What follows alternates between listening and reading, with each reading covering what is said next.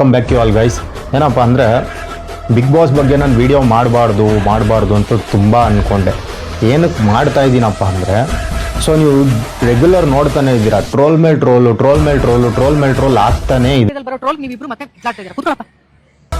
ಓಕೆನಾ? ಸೊ ಇವ್ರಿಗೆ ಯಾರು ಸ್ಕ್ರಿಪ್ಟ್ ರೈಟಿಂಗ್ ಕೊಡ್ತಿದ್ದಾರೋ, ನಾವಿಬ್ರು ಇವಾಗ ನಿಜವಾಗ್ಲೂ ಜಗಳ ಆಡ್ತಿದ್ಯಾ ಅಂತ ಅನ್ಕೊಂಡ್ಬಿಟ್ರಾ? ಒಂದು ನಿರಂಜನ್ ದೇಶಪಾಂಡೆ ಬ್ರೋ ಏನ್ ಹೇಳ್ತಾ ಇದ್ದಾರೆ ಅಂದ್ರೆ, ಲೆಕ್ಕ ಹಾಕೊಳ್ರಿ ಕಾಮನ್ ಪೀಪಲ್ಸ್ನ ಯಾವ ರೇಂಜಲ್ಲಿ ನೋಡ್ತಿದ್ದಾರೆ, ಲೈಕ್ ಅಂದ್ರೆ ಯಾವ ಸ್ಟೇಜಲ್ಲಿ ನೋಡ್ತಿದ್ದಾರೆ ಅವರು ಅಂದ್ಬಿಟ್ಟು.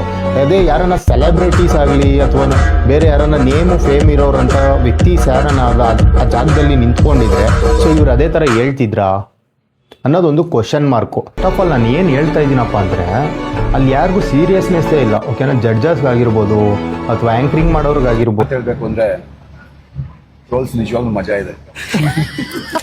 ನಾನು ಮಜಾ ತಗೊಳ್ತಾನೆ ಇದ್ದೀನಿ. ಯಾರಿಗೂ ಜವಾಬ್ದಾರಿನೇ ಇಲ್ಲ. ಓಕೆನಾ? ನಾವೇನು ಕೆಲಸ ಮಾಡ್ತಾ ಇದೀವಪ್ಪ ಅಂತ ಜವಾಬ್ದಾರಿನೇ ಇಲ್ಲ. ಅಲ್ಲಿ ಏನೋ ಶೋ ಹೇಳಬೇಕು, ಹೇಳ್ತಾ ಇದ್ದೀರಾ, ಬರ್ತಾ ಇದ್ದಾರೆ, ಸೆಲೆಕ್ಟ್ ಮಾಡ್ತಾ ಇದ್ದೀರಾ, ಹೋಗ್ತಾ ಇದ್ದಾರೆ, ದಟ್ಸ್ ಆಲ್. ಇದು ಜಡ್ಜ್ಮೆಂಟ್ ಕೊಡುವಂಥ ರೀತಿಯಲ್ಲ, ಆ್ಯಂಕರಿಂಗ್ ಮಾಡುವಂಥ ರೀತಿನೂ.